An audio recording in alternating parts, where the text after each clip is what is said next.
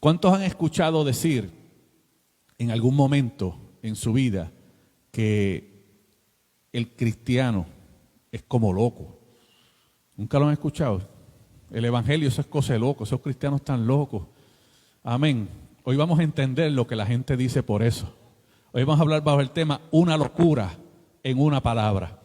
Ese va a ser el tema de hoy, porque el evangelio, para el que no ha tenido una experiencia con Dios, es cosa de loco, es locura. Hay que estar loco para servirle a Dios, hay que tener una locura espiritual terrible. Así que hoy vamos a hablar sobre eso, una locura y una palabra. Vamos al Evangelio según San Juan, en el capítulo 9.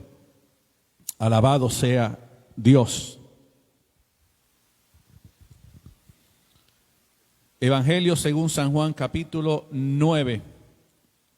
Y cuando lo tengan, mis amados hermanos, me acompañan con un fuerte amén. Vamos a comenzar, vamos a leer unos cuantos versículos. Vamos a comenzar por el versículo 6. Vamos a Evangelio según San Juan, capítulo 9, verso 6. Y leemos la escritura a la letra, en el nombre del Padre, del Hijo y del Espíritu Santo. Y la iglesia de Dios dice, amén. Dicho esto, escupió en tierra e hizo lodo con la saliva y untó con el lodo los ojos del ciego. Y le dijo, ve a lavarte en el estanque de Siloé, que traducido es enviado. Fue entonces y se lavó y regresó viendo. Entonces los vecinos y los que antes le habían visto que era ciego decían, ¿no es este el que se sentaba y mendigaba?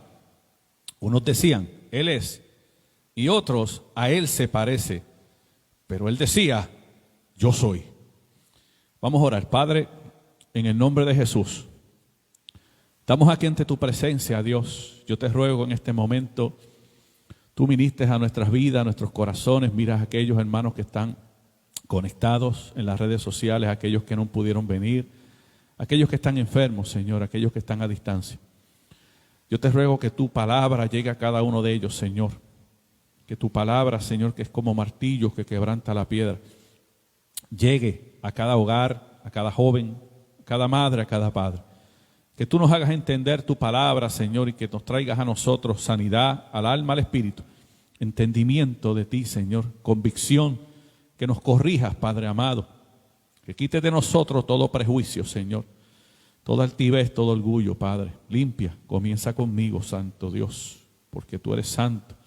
No permitas, Señor, que nada impuro entre a mi corazón ni salga de mi boca, Señor, sino solamente tu palabra. Yo te ruego, Dios, que tú tomes control en este momento, Señor, y que sea solamente tu palabra la que sea predicada, Padre. Yo te lo ruego, Señor, en el nombre poderoso de Jesús. Amén, amén y amén. Pueden tomar asiento. Hoy vamos a hablar bajo el tema una locura y una palabra. Una locura y una palabra.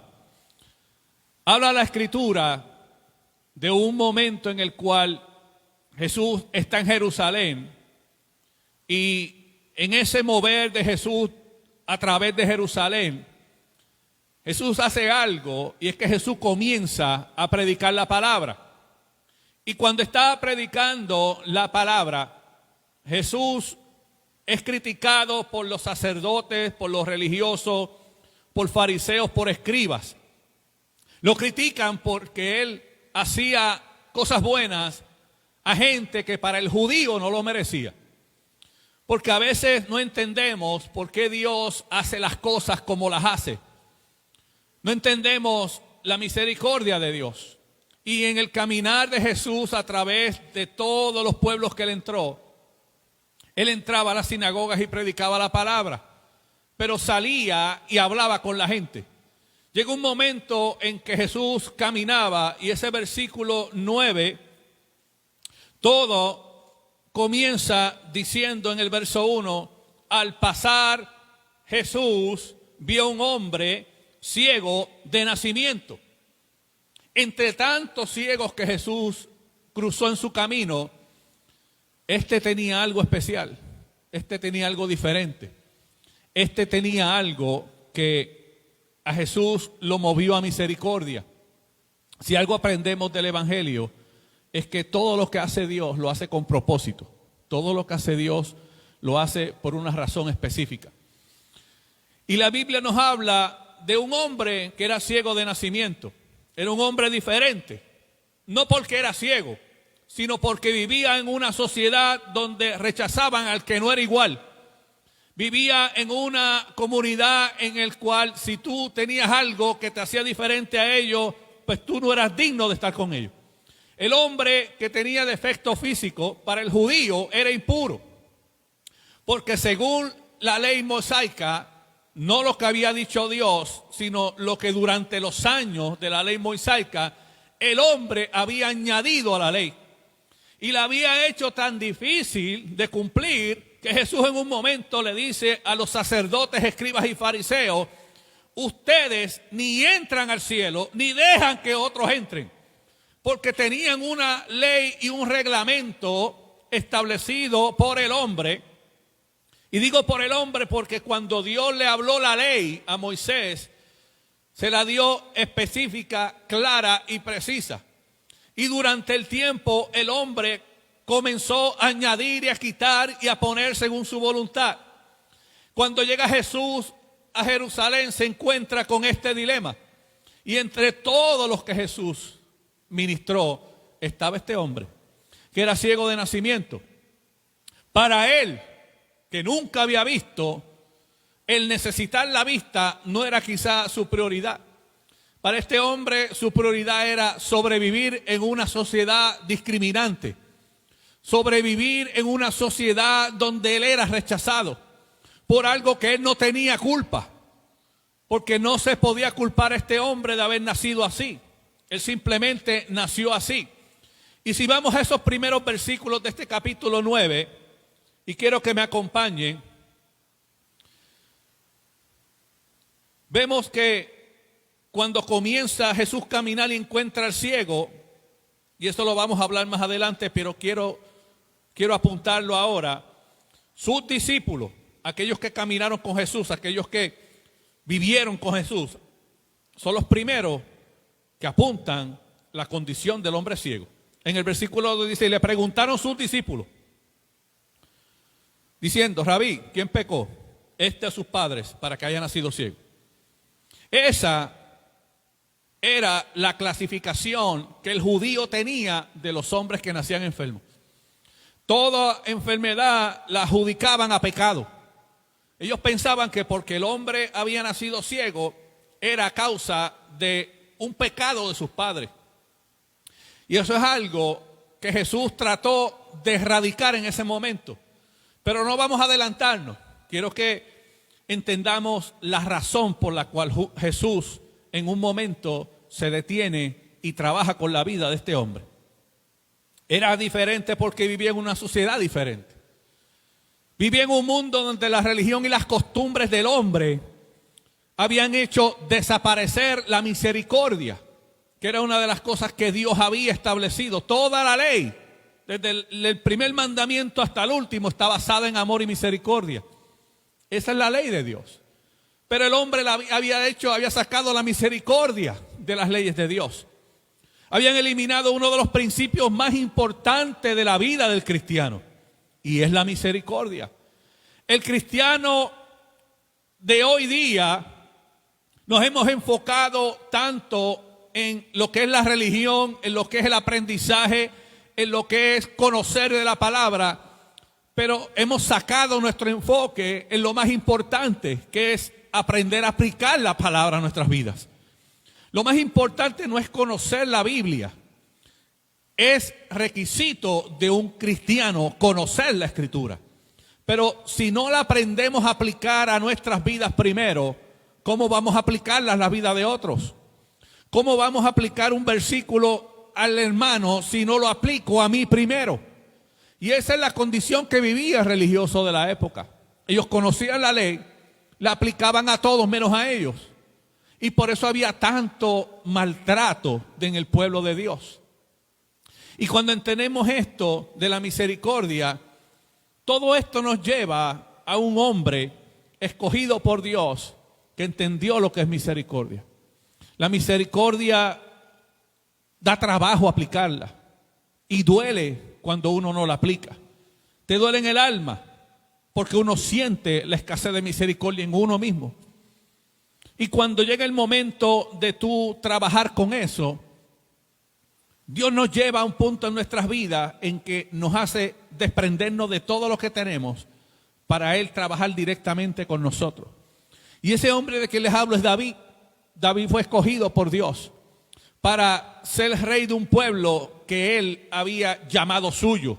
Porque el pueblo de Israel era pueblo de Dios, es pueblo de Dios y será siempre pueblo de Dios. El pueblo de Israel tenía un solo rey en el principio y era Dios. Dios era su rey, pero se habían empeñado en tener un rey hombre, un hombre como rey. Ya para ellos tener a Dios como rey no era importante porque todos los demás pueblos tenían un hombre como rey. Ellos querían ser igual al pueblo, a los demás pueblos. Y Dios desde el principio le había dicho que ese pueblo escogido, separado, era un pueblo especial, era un pueblo diferente. Era un pueblo que no se comparaba con otros pueblos porque tenían un rey que otros no podían tener nunca. Y era Dios como rey. Y le había puesto jueces que gobernaran entre el pueblo. Pero ellos querían ser igual a los demás. Ellos querían tener un hombre como rey. Y Dios les permite tener a Saúl. Y pone a Saúl como rey. Pero le dice esto al pueblo de Dios: ustedes quieren tener un hombre como rey, yo les voy a dar un hombre como rey. Pero ese hombre los va a maltratar. Ese hombre va a capturar a sus hijas, va a maltratar a sus hijos y les va a robar todo lo que tienen. Y se los voy a dar para que aprendan a que cuando yo les doy algo, lo que yo les doy siempre es bueno, aunque tú no estés conforme. Pero siempre lo que Dios nos da es bueno. Aunque para nosotros nos veamos diferentes a los demás, todo lo que Dios te da siempre es bueno. Siempre va a ser bueno. Llegó el tiempo en que el pueblo se dio cuenta y Saúl empezó a desobedecer a Dios y se descarriló del camino de Dios. ¿Y qué hizo Dios al final del día? Lo reemplazó con un hombre con un corazón conforme al de Dios, y fue David. Pero David, aún siendo ungido por Dios, porque en este caso el pueblo no lo escogió a él, quien lo escogió fue Dios, le dice al profeta Samuel: ve a casa de Isaí de Belén, que yo me he provisto de rey. Mira que Samuel nunca supo de David hasta ese momento. Samuel ni sabía cuál de los hijos era. Samuel tenía la mente enfocada en la categoría del cómo el hebreo escogía a sus reyes. Por eso cuando trae Isaí a sus hermanos, escogió al más grande. Porque este es grande. Lo estaba comparando con Saúl. Tiene que ser alguien que se parezca a Saúl, que aparente lo que aparentaba Saúl. Y Dios le dice: no mire su apariencia, porque yo miro el corazón. Y no fue hasta el final, cuando ya se le habían agotado los recursos a Isaí y ya Samuel estaba casi a punto de decir: pues aquí no es, que Dios pone en el corazón de Samuel y le pregunta a Isaí: ¿de verdad estos son todos tus hijos? Porque Dios me dijo que viniera. Dios me dijo que aquí iba a conseguir un rey, pero a ninguno lo cualificó. Entonces Isaí, conociendo, le trajo al que estaba rechazado, al que ni siquiera había invitado a la mesa. Porque cuando Samuel va a la casa de Isaí, le dice: trae a todos tus hijos que vamos a comer banquete. Y él trajo a todos sus hijos menos a David, porque era el que estaba echado para el lado. Por eso Dios, dice la Escritura, que Él escoge de lo vil y lo menospreciado para avergonzar al altivo y al grande. A veces nosotros hemos sido rechazados desde nuestra niñez, hemos sido menospreciados. Y de momento Dios nos escoge y nos pone a hacer cosas grandes por el reino. Y nosotros pensamos que no estamos cualificados. Pero el niño, cuando se aparece ante Samuel, el niño no fue diciéndole: Samuel, mira, yo hago esto, yo hago lo otro. Simplemente se presentó como que yo no sé lo que está pasando aquí. Y Samuel lo unge como rey. Y no hace más que ungirlo como rey. Y entonces todo el infierno se revuelca contra David. Y ahí comienzan sus batallas, comienzan sus luchas. Pero David nunca se quejó de ninguna de ellas. La primera batalla fue la batalla contra sus propios temores. Se tuvo que enfrentar a sus hermanos cuando le dijeron: ¿qué tú haces aquí? El papá lo envía a David a llevarle comida a sus hermanos, a hacer una buena obra, a llevarle comida a sus hermanos, y sus hermanos lo critican: ¿qué tú haces aquí? Viniste a burlarte de nosotros, porque sabían que todos tenían miedo menos David. A veces el que te ves diferente te critica, porque no eres igual a él. Nosotros fuimos hechos diferentes. Dice que nosotros somos nación santa, pueblo escogido por Dios. Y cuando Dios nos separa, nos hace diferente a los demás. Y el que es diferente a ti te va a criticar porque no entiende lo que tú eres. Por eso es locura ser cristiano. A veces no entendemos, pero cuando Dios pone una palabra sobre tu vida, cuando Dios da una promesa, ya tú eres diferente.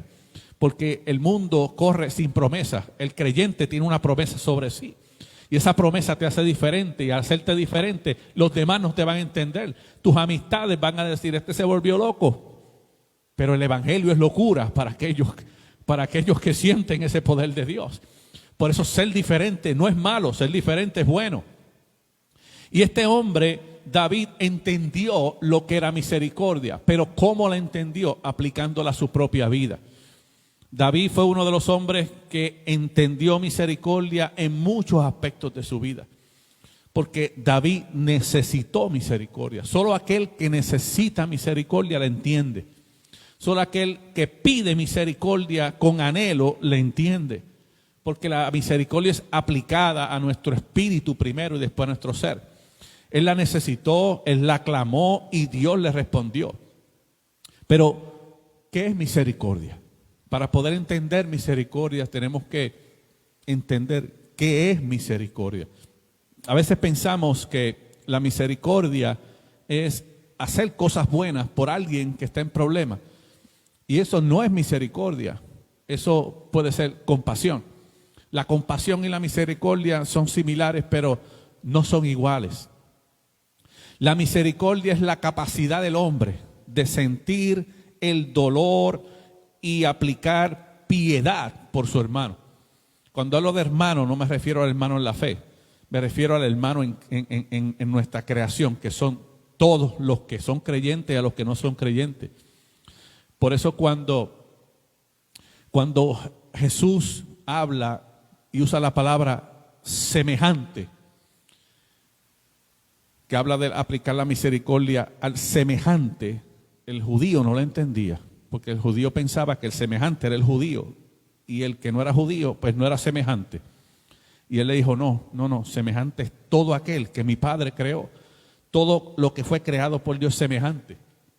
Amar. Ese es lo que la Escritura habla de prójimo. La palabra prójimo es todo hombre creado por Dios. Sea creyente, no sea creyente, sea amigo tuyo, no sea amigo tuyo, sea familiar o no sea familiar, el vecino, el que te encuentras en la calle, el que ves en el mall, el compañero de trabajo, es tu semejante. Y a todos esos nosotros tenemos que aplicarle misericordia. David entendió lo que era misericordia por medio del dolor, porque la misericordia, cuando único se aplica, es a través del dolor. El dolor es lo que nos lleva a aplicar misericordia. 168 veces habló David de misericordia en los libros de los Salmos. Mira qué cosa. Los Salmos tienen 150 libros. Y David habló de misericordia 168 veces. O sea que en todos los Salmos, en algún punto, en algún momento, David habló de misericordia.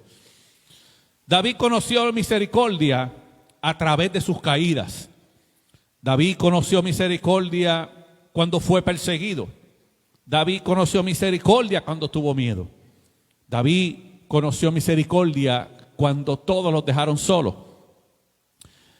Mira, acompáñenme al Salmo 25. Vayan en sus Biblias y acompáñenme ahí donde están sentaditos al Salmo 25. Salmo 25, versículo 6, dice así: acuérdate, oh Jehová, de tus piedades. Mira cómo empieza ese versículo. Acuérdate, oh Jehová, de tus piedades y de tus misericordias, que son perpetuas. Hablamos con unos hermanos hace poco del término perpetuo, porque hablamos de las costumbres judías. Y entró entre el tema de las costumbres judías, entró el día de reposo, lo que se conoce como el Sabbat. Y estábamos hablando de que muchos cristianos quieren aplicar el día de reposo al cristianismo. Y estábamos en ese tema y le decía que esos días Dios los establece para el pueblo judío. Para el pueblo cristiano, Jesús es nuestro día de reposo. Jesús es nuestro descanso. Por eso Jesús dijo, yo soy el día de reposo. Porque ahora nosotros tenemos el descanso en Cristo. Y hablábamos de eso porque decían, pero es que Dios dijo que ese día había que santificarlo perpetuamente. Y definíamos la palabra perpetuo. La palabra perpetuo muchas veces se confunde con la palabra eterno. La palabra perpetua no significa que es eterno. La palabra perpetua lo que significa es que es ininterrumpido. Algo perpetuo es algo que continúa hasta cierto punto sin interrupción. Perpetua no significa que es para siempre. Perpetuo es algo que no deja de ser, que no se interrumpe y que siempre continúa hasta que el propósito es cumplido. Y el propósito de Dios se cumple cuando Cristo, que es el Cordero, que es el Mesías, entra y Él es nuestro descanso, nuestra confianza, nuestra fe, nuestra salvación, nuestra esperanza en la cual nosotros recostamos nuestra salvación. Y Él dijo, yo soy el camino, yo soy la verdad y yo soy la vida.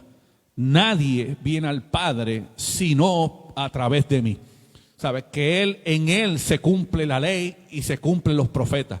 Todo el acumulamiento del Viejo Testamento se cumple en Jesús.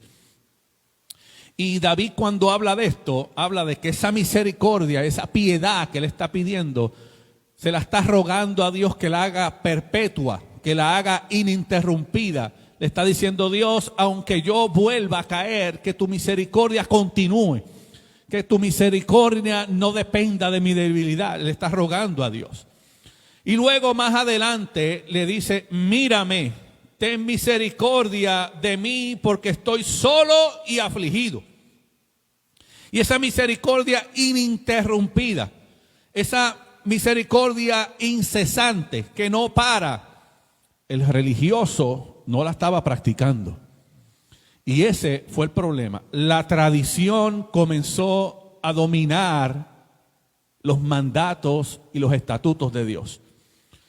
La tradición comenzó a dominar sobre la convicción.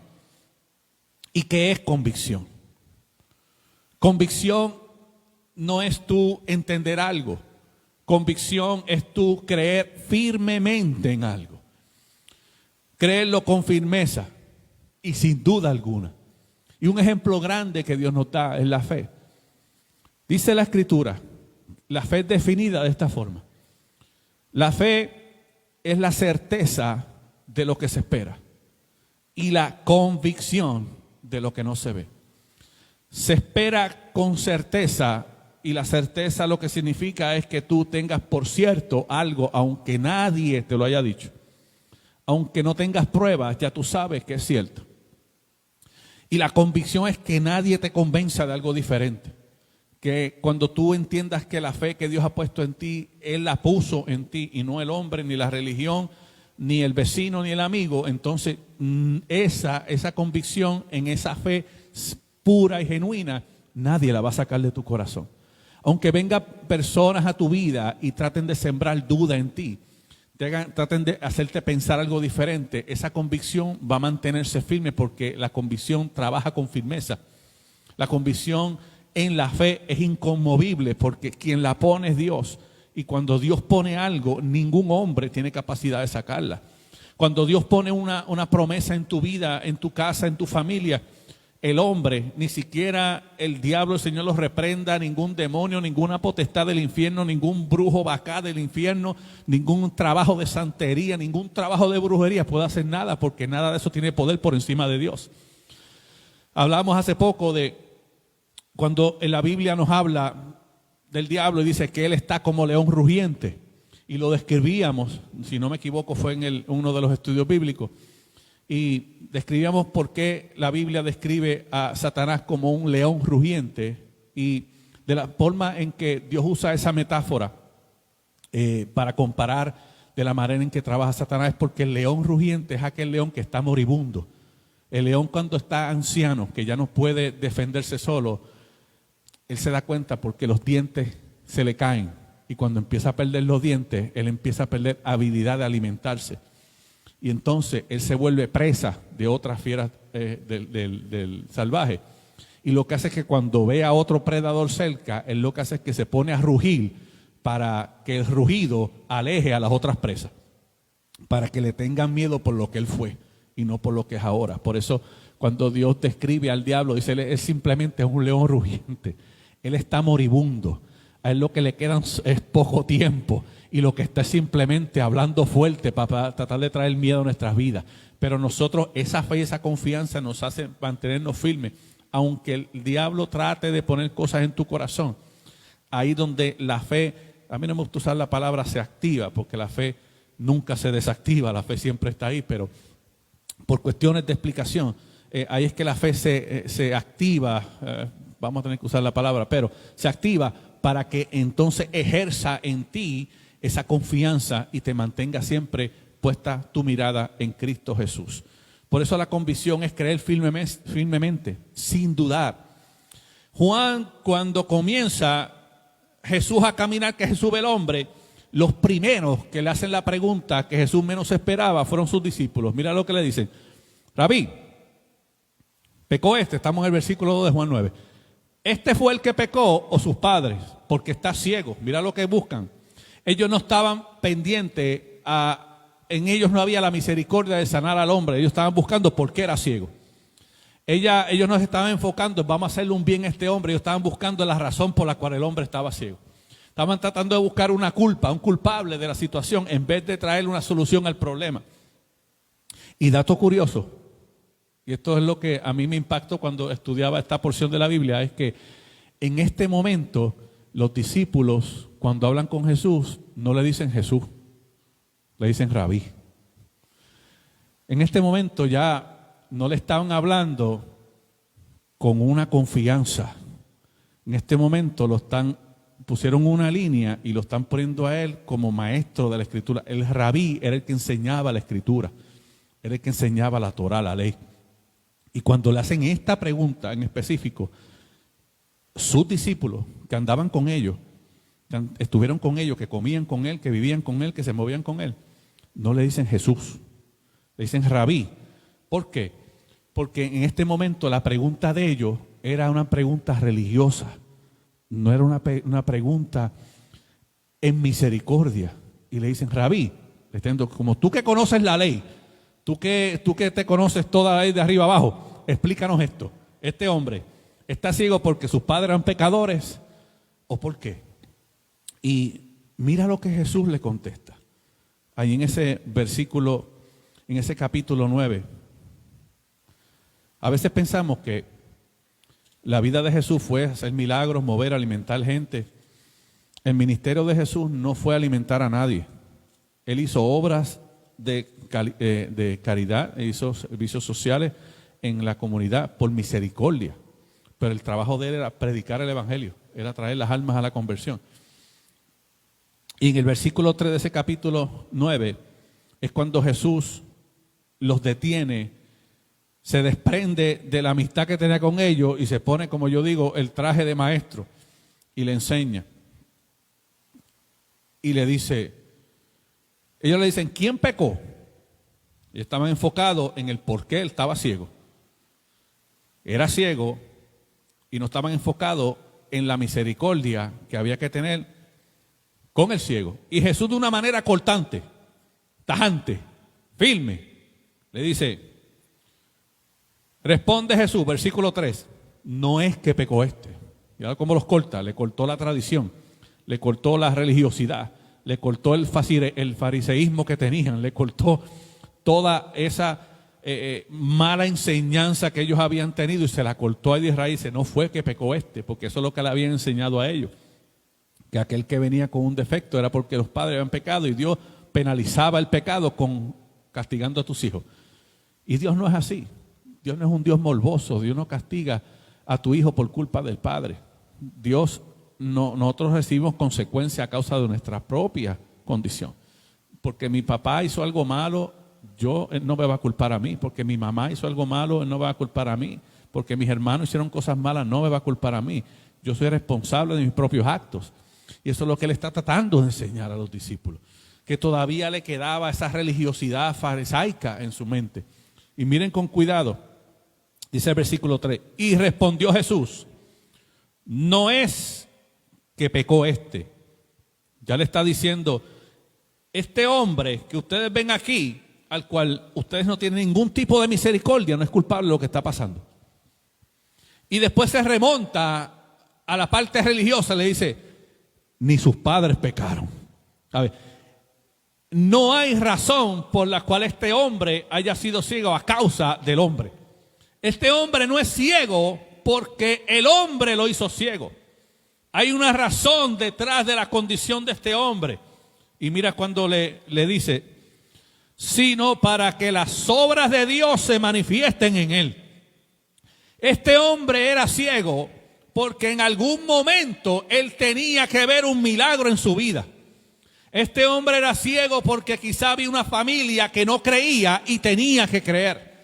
Este hombre era ciego porque vivía en una sociedad en la cual era marginado por las costumbres religiosas y Jesús tenía que romper costumbres de religión y establecer misericordia, que es lo que Dios trae al mundo.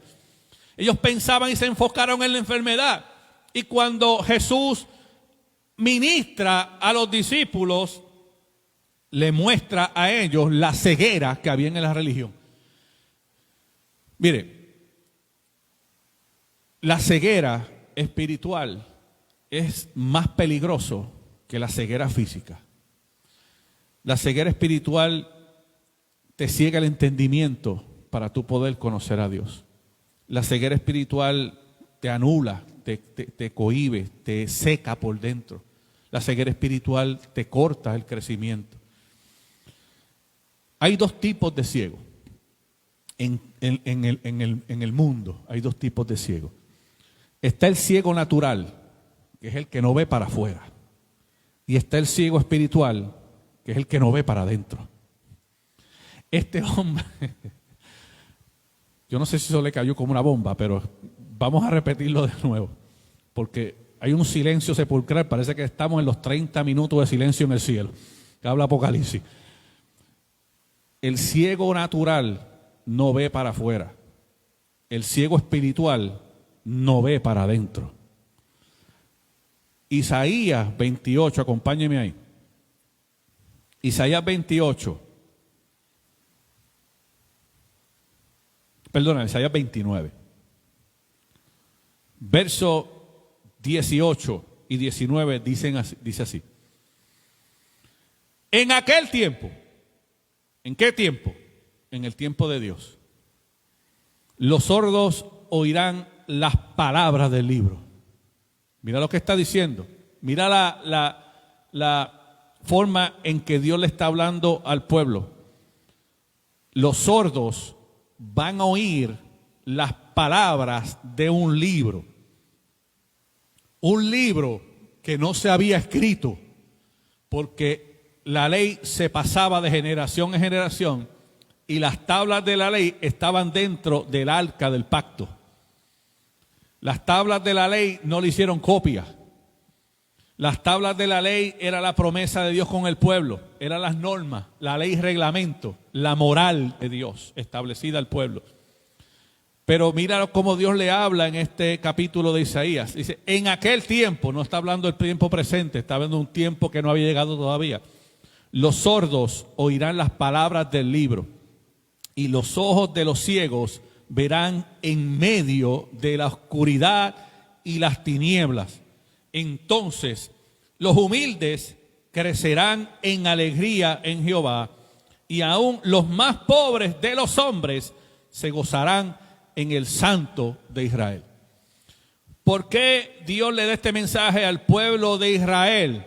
muchos años antes de que comenzaran los milagros de los ciegos, porque los milagros comenzaron con Jesús. En el Antiguo Testamento, Dios lo que hacía era prodigio. Dios traía plaga, Dios alimentaba, Dios abría mares rojos, Dios sacaba agua de peña, Dios prendía fuego donde no había, Dios prendía el agua, Dios bajaba al tal, Dios bajaba aquí, Dios movía acá, Dios destruía faraones, Dios tumbaba murallas al suelo, Dios hacía que tu ropa no se envejeciera contigo, tú crecí, tu ropa crecía contigo, Dios mantenía al pueblo, Dios lo cuidaba, pero cuando todas estas profecías que habla la Escritura comenzaron, fue con Jesús, con el Mesías. Juan 9, dice la Escritura, Jesús hablando en un momento para poder explicar en el versículo 4, porque ellos todavía no entendían, los discípulos no entendían, ellos estaban tan enfocados en la ceguera de ese hombre que se habían desenfocado de la ceguera espiritual que ellos tenían. Y en el versículo 4, Jesús vuelve y les recalca esa palabra que Dios dijo en Isaías, dice, me es necesario hacer las obras del que me envió, entre tanto que el día dura. La noche viene cuando nadie puede trabajar. Entre tanto que estoy en el mundo, soy luz del mundo. Él está hablando de ese versículo de Isaías, donde está hablando de tinieblas, donde está hablando de oscuridad. Está hablando de que Él es la luz y cuando Él estaba trabajando, las tinieblas se dispersaban. Es necesario, está diciendo Jesús ahí. ¿Qué es la palabra necesario? Necesario es algo que es inevitable. Necesario es algo que tiene que suceder. Necesario es algo que es indispensable, que si eso no ocurre, nada de lo otro puede ocurrir. El mismo necesario que está hablando Jesús ahí en referencia a la ceguera de este hombre y la ceguera del pueblo de Israel, es el mismo necesario que Jesús le habla a Zaqueo y le dice, Zaqueo, date prisa, desciende, porque hoy es necesario que yo pose en tu casa. Es el mismo necesario, el mismo término, inminente. Tengo que ir a tu casa, Zaqueo. Hay algo en tu casa que yo tengo que arreglar, que no puedo moverme hasta que lo arregle. Hay algo. Es el mismo necesario que usa la Escritura cuando Jesús dice, y le era necesario pasar por Samaria. El mismo necesario. En ese momento del ciego, él tenía que abrir los ojos físicamente al ciego para que el religioso abriera los ojos espirituales, para que el que estaba ciego, creyente, o que estaba ciego, que no conocía a Jesús, abriera los ojos del Espíritu y comenzara a conocerlo. Esa misma ceguera es la que está hablando. A ese hombre le era necesario ser ciego porque solamente el que ha vivido en oscuridad sabe amar la luz. El que ha vivido en oscuridad,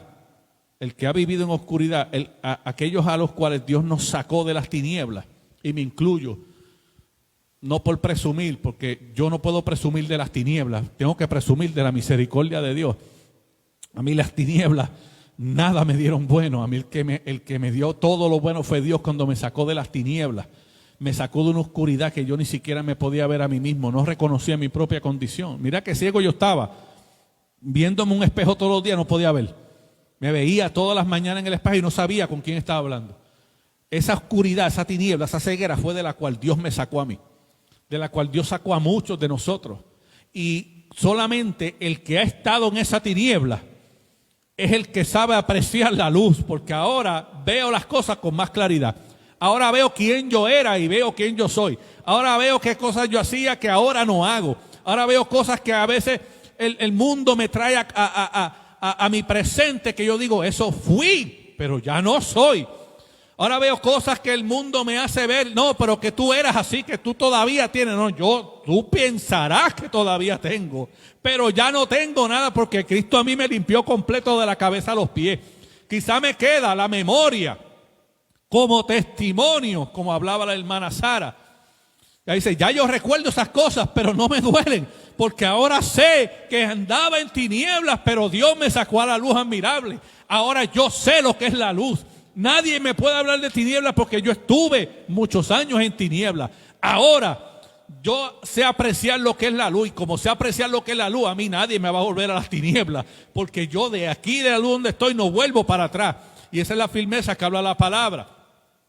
Dice la palabra que dicho esto, enseguida que Jesús se encuentra con el ciego, enseguida que Jesús se encuentra con el dilema de que sus discípulos todavía tenían esa mente del judaísmo y de la religiosidad dentro de su cabeza, el prejuicio, porque eso era prejuicio. Cuando ellos le preguntan que quién pecó, sus padres, eso era el prejuicio del judaísmo que todavía lo tenían metido en los huesos. Que Jesús los corrige, entonces dice, dicho esto, después que le explicó, después que le aclaró, escupió en tierra e hizo lodo con saliva y untó con el lodo los ojos de los ciegos. Entonces, ¿qué hizo Jesús? Y la gente dirá, pastor, eso es una locura. Es que el cristianismo es cosa de loco. Es una locura. ¿A quién se le ocurre escupir en la tierra y agarrar esa tierra con saliva y ponérsela a alguien en la cara? Y no se preocupe, aquí no vamos a estar con la unción de la saliva, tranquilo. Aquí no vamos a escupir la cara a nadie. La unción de la saliva aquí no se va a hacer. Tranquilo, no se me espante, pastor, no venga ahora con la unción de la saliva. No, poca vergüenza nos hacen aquí. Pero es cosa de loco, es cosa de loco. Pero la locura en Cristo puede hacer aquel milagro que tú estabas esperando en tu vida. La locura que hizo Cristo en ese momento, Jesús, fue el milagro que ese ciego necesitaba. Ese ciego necesitaba una locura, algo que le abriera el ojo del Espíritu. Una locura es salvar a algo que ya estaba muerto. Mira, ¿a quién se le ocurre salvar algo que murió ya? Si alguien te dice, mira, ese hombre está muerto, viendo la ciencia desde el punto de vista, la dice, mira, ya se murió. No hay nada más que hacer. Pero vuelve y llega la locura de Cristo. Y dice, ¿cómo? No, que ya lleva 4 días muerto. Ya lo enterramos. Y viene la locura de Cristo. Le dice, remueve la piedra. Pero es que hiede, apesta el muerto. Mueve la piedra, que ahora es que va a haber una locura. Tú pensabas que estaba muerto. Pero quien dice cuando muere es mi Padre, no tú, ni la gente, ni siquiera la ciencia ni la enfermedad. Dice, sal fuera, Lázaro. Dice que Lázaro salió caminando para afuera. El muerto salió caminando. El que habían enterrado salió caminando. El que metieron dentro de la cueva salió caminando. El que le pusieron la piedra para que nunca más saliera salió caminando. ¿Por qué? Porque Cristo hizo una locura. Hay que estar loco para creer en Dios. Sí, hay que estar loco porque el mundo nos toma como locos. Pero esa locura en Cristo es la que nos hace amarrarnos a Él. Nos hace creer en Él. Nos hace afirmarnos a esa fe y esas promesas. Locura es enderezar que algo está torcido. Algo torcido, la gente dice, pues déjalo, ya se perdió.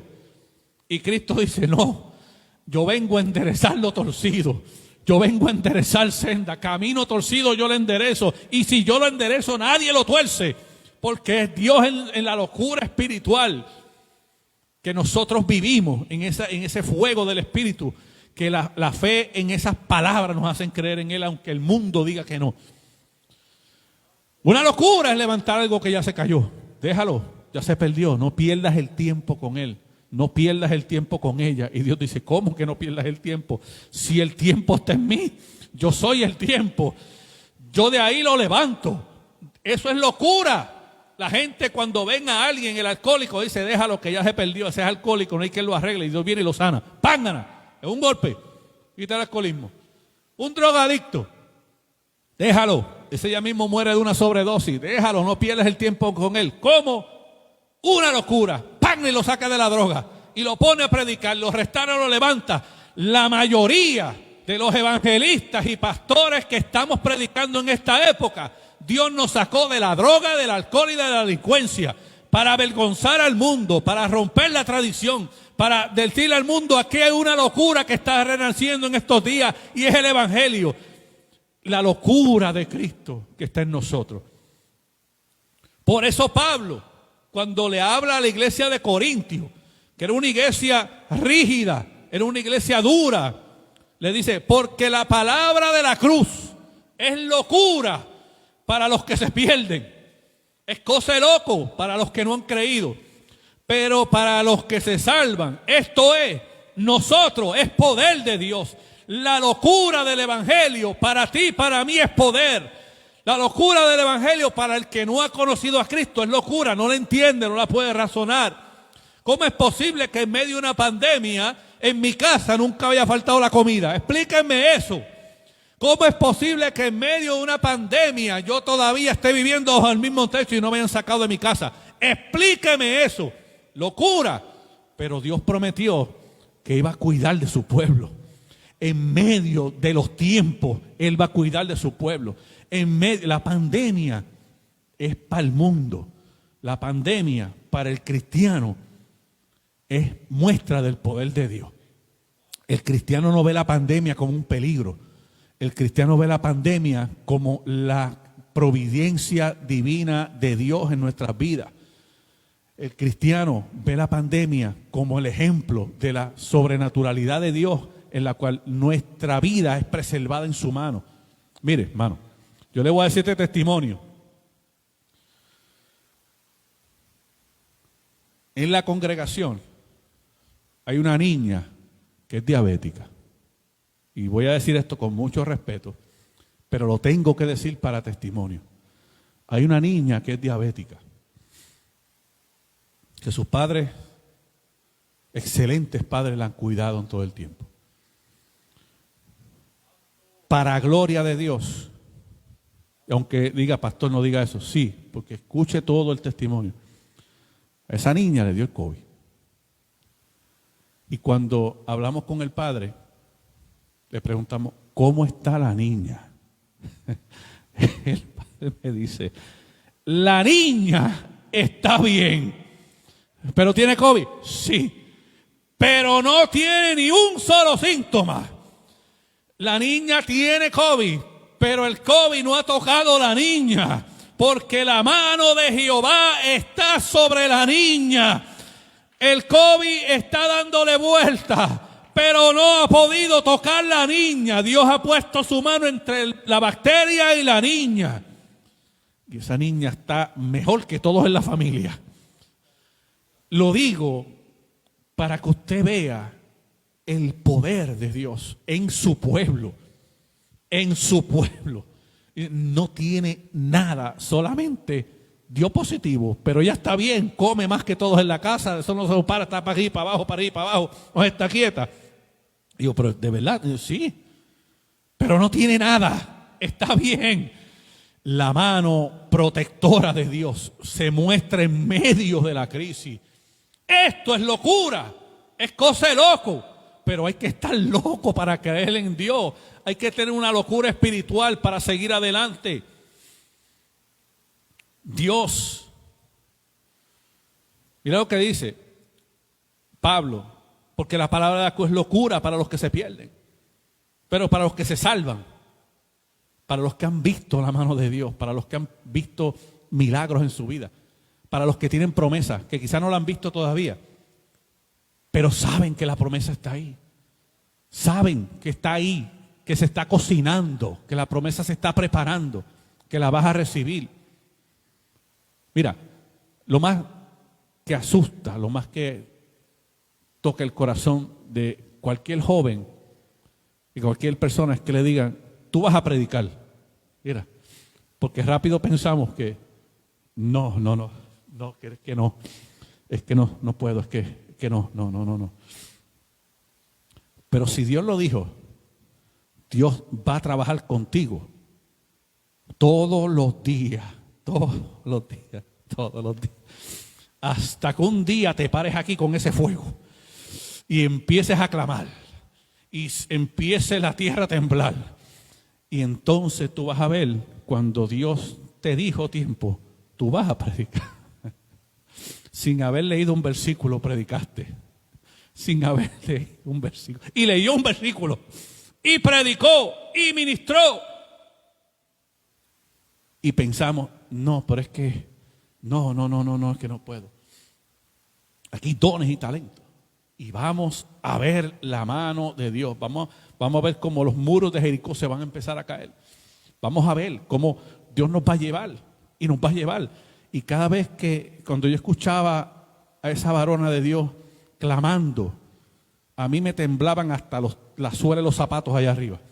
Y decía, Jehová, esto está temblando aquí.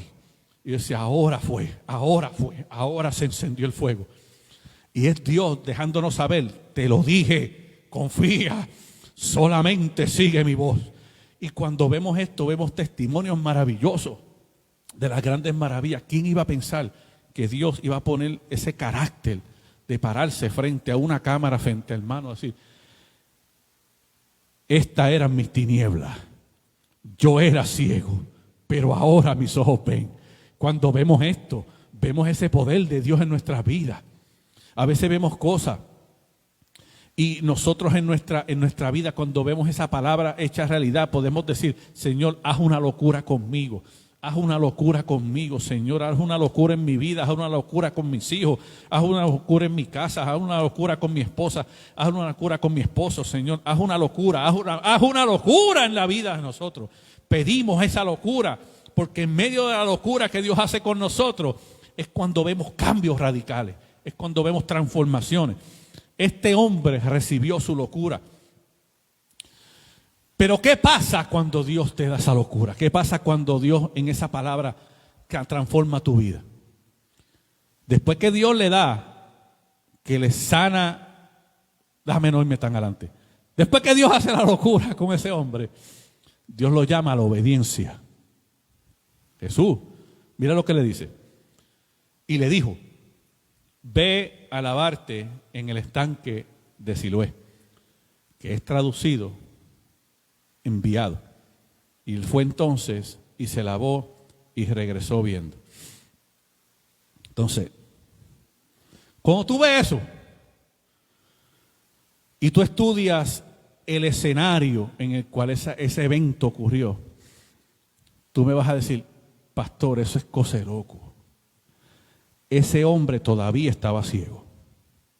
Dios le pone 2 pelotas de tierra en los ojos y le dice, ahora tú vas a ir al estanque de Siloé.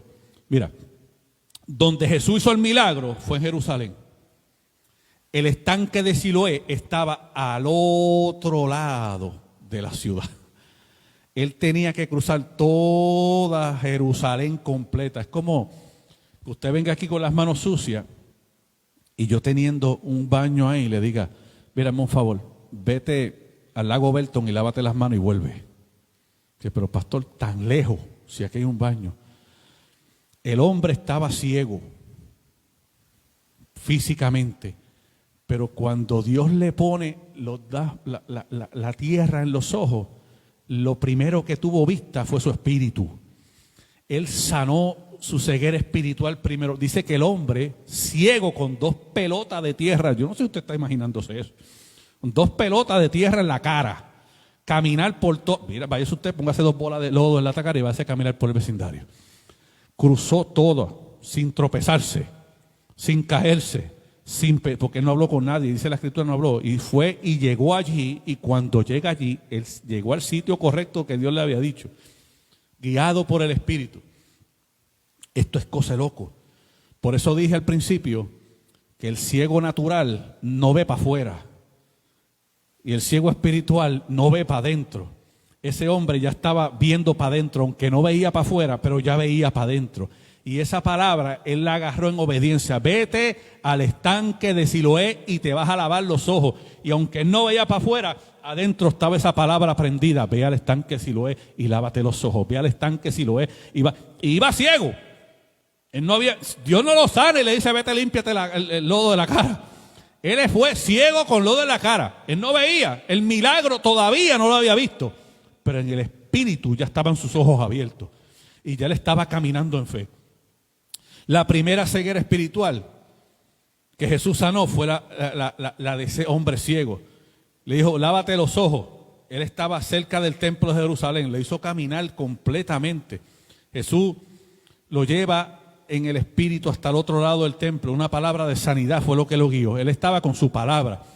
Él no veía, pero en el corazón tenía esa palabra que dice, yo te voy a sanar, ve y mójate la cara en el estanque. Y fue y se llevó.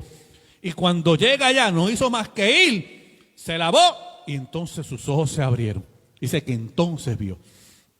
Pero ¿qué sucede? ¿Qué pasa cuando esto ocurre? ¿Qué pasa cuando Dios te da a ti una palabra? ¿Qué pasa cuando Dios te lleva en esa locura? ¿Qué pasa? ¿Qué viene acompañado de la sanidad? Porque a veces pedimos sanidad, pero ¿estamos dispuestos a caminar en fe para recibir la sanidad? ¿Estamos dispuestos a seguir la voz de Dios para recibir la sanidad? ¿Estamos dispuestos? ¿A qué estamos dispuestos? La sanidad viene acompañada con esperanza. La locura en Cristo. Mira lo que dice, ve a lavarte al estanque Siloé. Y él fue y se lavó. Algo que para el hombre era difícil de creer. Quizás los discípulos dijeron, pero Señor, sánalo primero. Si él no ve, ¿cómo va a llegar allá? Pero no se lo dijeron porque ellos todavía estaban más atónicos que el ciego. Ellos estaban más impresionados que el ciego. Si el ciego no veía, estos no hablaban, ni una palabra. Ellos estaban esperando a ver qué iba a suceder. Y el ciego arrancó y se lavó la cara. Pero como el ciego espiritual que había dentro de él desapareció, dice que el hombre natural, la Escritura dice que el hombre natural no percibe las cosas que son del espíritu, porque para él son locura.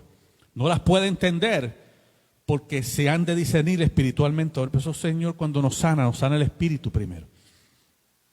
Porque el incrédulo que había en ese hombre, el incrédulo que había viviendo dentro de sus discípulos, se desapareció. El incrédulo que había en el pueblo se desapareció. El que anda en tinieblas siempre va a buscar la manera de que tú estés en tinieblas. Cuando Dios hace un milagro contigo, siempre se te va a acercar el incrédulo a tratar de arrastrarte de nuevo para las tinieblas donde ellos estaban. Isaías 42, verso 16, dice, oye, esta calefacción está bien alta aquí. Isaías 42, 16 dice, y guiaré a los ciegos por camino que no sabían, y les haré andar por sendas que no habían conocido. Delante de ellos cambiaré las tinieblas en luz y lo escabroso en llanura. Estas cosas le haré y no los desampararé. Por eso esa palabra de sanidad que iba acompañada con fe y esperanza fue la que llevó al ciego. Durante el camino Dios iba abriendo el sendero, iba sacando todo lo que iba a hacer tropezar al ciego. En el espíritu el ciego sabía en qué dirección iba a caminar. Y después que lo sana, vienen y los primeros que lo ven, restaurado, limpio, sano, son los que comienzan a criticarlo. Los vecinos. Dice que los vecinos empezaron a decirle, y los que antes le habían visto que era ciego, ahora decían, ¿no es este el que se sentaba a mendigar, a mendigar, a pedir? Y le preguntaban. Y cuando le preguntan, después de eso, le dice, ¿cómo tú sacaste esa ceguera de ti? ¿Quién te sanó? Y dice que él le responde, le dice, aquel hombre que se llama Jesús lo hizo todo. Cuando Dios te sana, el milagro viene acompañado con una prueba de fe. El milagro siempre viene acompañado con una prueba de fe. Ningún milagro es dado al azar. Dios prueba nuestro corazón. Dios mira tu necesidad. Dios te sana y después prueba a ver si esa fe está en ti viva y encendida. El hombre dice, el que se llama Jesús lo hizo. ¿Pero cómo lo hizo? Me untó los ojos, me echó lodo, hizo lodo, me lo untó en los ojos y me dijo que me lave la cara. Ve al Siloé y lávate. Y fui y me lavé y recibí la vista. Mira qué simple, eso le explica. Pero como ellos no creían, entonces se lo llevaron a los religiosos. Y le dice, pues mira, vamos a llevarlo a uno que cree menos que yo. Y vamos a ver si es cierto. Ellos querían derribar la fe de ese hombre ciego. La querían derribar. Se lo llevan a religiosos. Cuando se lo llevan a religiosos, que menos todavía creían, este hombre era ciego. Y Jesús lo sana. ¿Cómo Jesús lo sanó? Hay que interrogarlo. Y empiezan a preguntarle, ¿quién te sanó? Jesús lo hizo. Y voy a parafrasear. ¿Cómo lo hizo? Pues me echó lodo en los ojos y me dijo que me lavara la cara. Y quedé visto. Y vi. Eso fue todo. ¿Seguro? Sí. ¿Y tú eres ciego? Bueno, era ciego. Entonces, como no le creían, llaman a los padres. Pues llama a tus padres. Y llaman a los padres. Mira, ven acá, este muchacho era ciego. Bueno, es mi hijo, nació ciego. Yo toda la vida lo vi ciego. ¿Y cómo él ve? Eso yo no te lo puedo decir. Pregúntale a él, que ya está grandecito, le dice. Porque los padres tenían miedo a religiosos. Porque sabían que si ellos apoyaban a Jesús, ellos lo sacaban de la iglesia. Por eso fue que los padres se quedaron callados. Porque ya los fariseos habían dicho que todo aquel que apoyara a Jesús lo iban a sacar, a expulsarlo de la sinagoga. Pero el ciego, como recibió el milagro, fue el único que le dijo, no, pero es que esto es así, fue Jesús. ¿Seguro? Sí, fue Jesús. ¿Y qué te dijo? Que me eché lodo y me lava la cara y vi, y punto, y se acabó. Como no le creían, llamaron a los padres. Mira, es verdad, como para tratar de contradecirlo, como para tratar de usar a los padres para influenciar en la opinión del hijo. ¿Él era ciego? Él es ciego. ¿Seguro? Pues claro, es mi hijo. ¿Y por qué ve? ¿Cómo ve? Eso de parte, yo no la sé. Él salió de mi casa ciego y llegó mirando. ¿Qué pasó entre medio? Eso no me preocupa a mí. Yo sé que mi hijo es ciego y ahora ve. No importa, esta mañana estaba ciego y ahora está mirando. ¿Qué pasó entre medio? Ese no es mi problema. Mi asunto es que alguien lo sanó. Y van y le preguntan de nuevo al muchacho. Pero mira lo que le dice. Vamos ahí al libro, ese libro de Juan. Como a veces gente religioso tratan de comprometer tu fe. Como no pudieron derribarle la fe al muchacho, y como los padres no apoyaron al religioso, dice que volvieron a llamar al muchacho. Dice, entonces volvieron a llamar al hombre que había sido ciego y le dijeron, mira cómo empieza. Los religiosos dicen, da gloria a Dios. Nosotros sabemos que ese hombre es pecador. Le dicen al hombre ciego, primero, tú estás en la presencia de Jehová. Dale gloria a Jehová. Y segundo, tú vas a decir que Jesús es pecador. Y el hombre ciego no cedió. Dice, entonces él respondió y dijo, si es pecador, eso yo no lo sé. Una cosa le dijo a los fariseos, si ustedes dicen que él es pecador, esa parte yo no lo sé. Eso es entre ustedes y Dios. Mi parte es esta y se las voy a decir ahora. Una cosa yo sé, que habiendo yo sido ciego, ahora veo. Shamacuamasamaya. Y ellos vuelven y le dicen, ¿qué te hizo? ¿Cómo te abrió los ojos? Y el hombre le dice, eso ya yo te lo he dicho. Y no habéis querido oír. Yo estaba ciego, pero tú estás sordo y ciego. Te estás viendo el milagro y no estás viendo nada. Te lo he dicho y no escuchas lo que te dice. Yo era ciego y ahora veo. Tú estás ciego y sordo y ni cuenta te has dado de esto. Y viene y le dice, y no has querido oír. ¿Por qué lo queréis oír otra vez?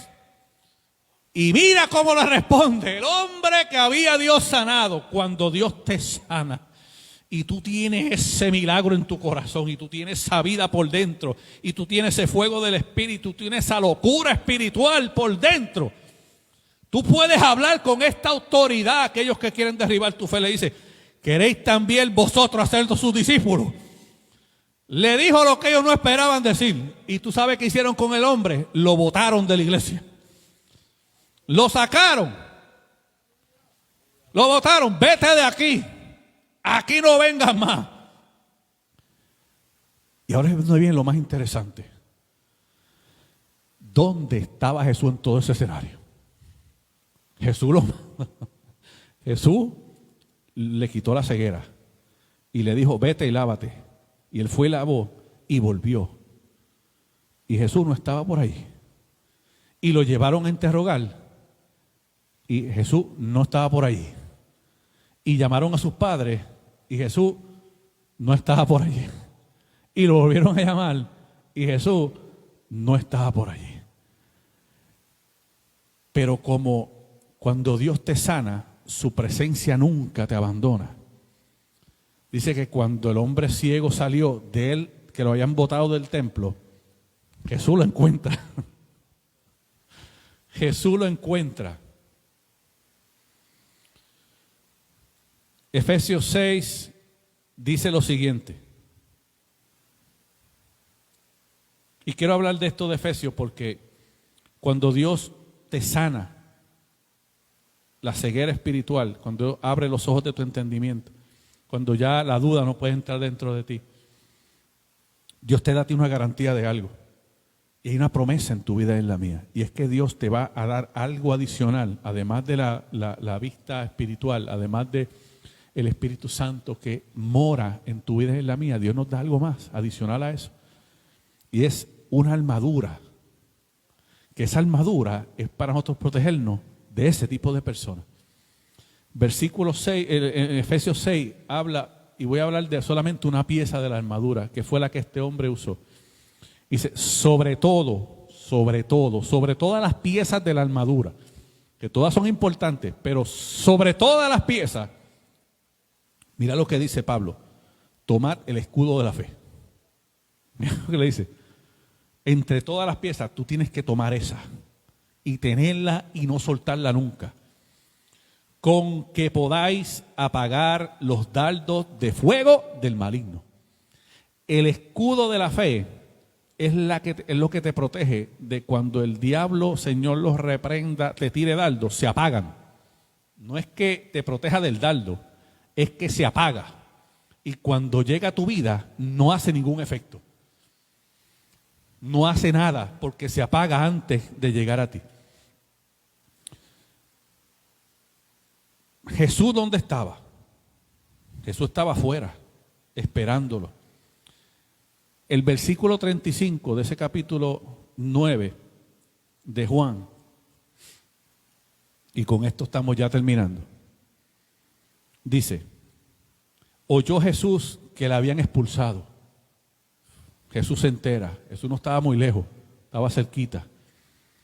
Y hallándole, le pasa una pregunta. ¿Crees tú en el Hijo de Dios? El hombre estaba ciego, física y espiritualmente cuando lo encuentra. Lo primero que le sana es la ceguera espiritual. Después lo manda a caminar en fe. En una palabra que él había oído, pero no había visto quién se la dio. Pero esa palabra había hecho algo en él. Le había traído fe, esperanza, consuelo. Lo que él nunca había sentido. En medio de la oscuridad él tenía una luz por dentro. Aunque no veía el camino, él sabía que el camino estaba limpio. Aunque no veía a la gente alrededor, él sabía que él estaba siendo guiado por algo que él nunca había conocido. Y va en fe. Y cuando va en fe, que Dios prueba su fe, vuelve otra vez en fe. Y como ya estaba lleno de la fe, ya estaba lleno de Dios, cuando le atacan la fe, la defiende. Y no lo pueden derrumbar. Y no lo pueden destruir. Y no lo pueden hacer caer. Y él sale fortalecido en fe. Y se encuentra, dice que Jesús va y lo encuentra. Y cuando lo encuentra le hace una pregunta. ¿Tú crees en el Hijo de Dios? Versículo 36 dice, respondió él y dijo, el que era ciego que ahora ve, ¿quién es, Señor? Mira, ¿quién es ese Dios? Porque él había conocido un Dios de fantasía, un Dios que era rudo, un Dios que rechaza, un Dios que lo había maltratado, un Dios que nunca le había dado nada, un Dios que solamente lo tenía en miseria, que lo había rechazado, que tú no sirves para. Ese era el Dios que le habían presentado la religión del tiempo. Y él le pregunta, ¿y quién es ese Dios? Porque yo solamente conocía a uno cuando estaba ciego, ahora veo y quiero que tú me lo presentes. Y dice, ¿quién es, Señor? Para que crea en él. Y mira lo que Jesús le dice. Y le dijo Jesús, pues le has visto.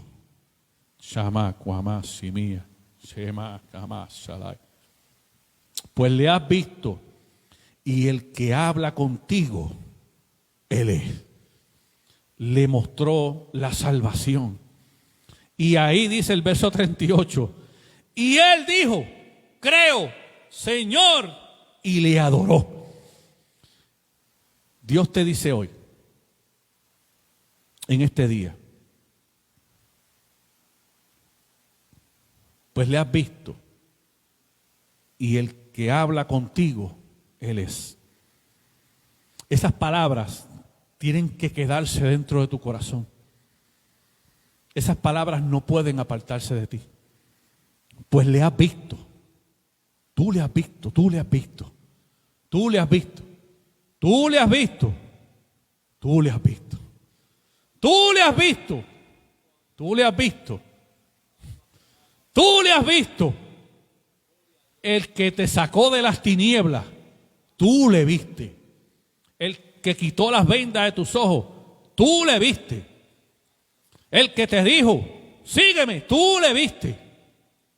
El que te sacó de ese lodo cenagoso, tú le viste. El que enderezó tus sendas, tú le viste.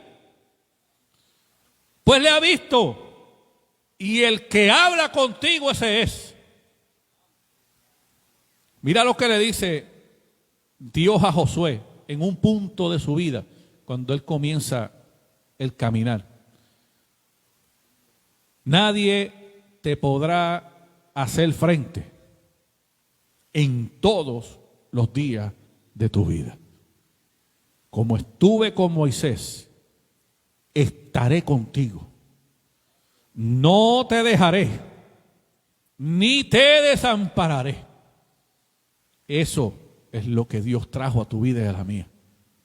Consuelo, amparo, refugio, fortaleza, fe, luz. Nos sacó de las tinieblas. Y con esto termino. Isaías 41. Y vamos a ponernos de pie. Isaías 41. Abran su Biblia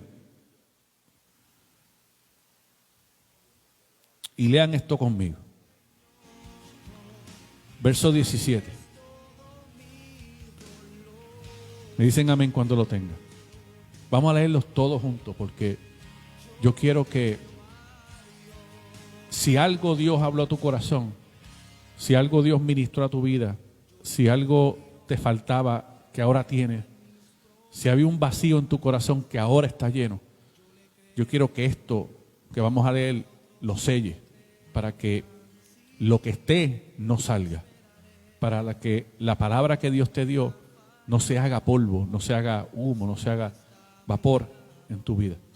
Verso 17. Y leemos: los afligidos y menesterosos buscan las aguas, y no las aguas hay, y no las hay. Seca está de sed su lengua. Yo, Jehová, los oiré. Yo, el Dios de Israel, no los desampararé. En las alturas abriré ríos y fuentes en medio de los valles. Abriré en el desierto estanques de aguas y manantiales de aguas en la tierra seca. Daré en el desierto cedros, acacias, arrayanes y olivos. Pondré en la soledad cipreses, pinos y bojes juntamente, para que vean y conozcan y adviertan y entiendan todos que la mano de Jehová hace esto y que el Santo de Israel los creó. Demos gracias a Dios en este día.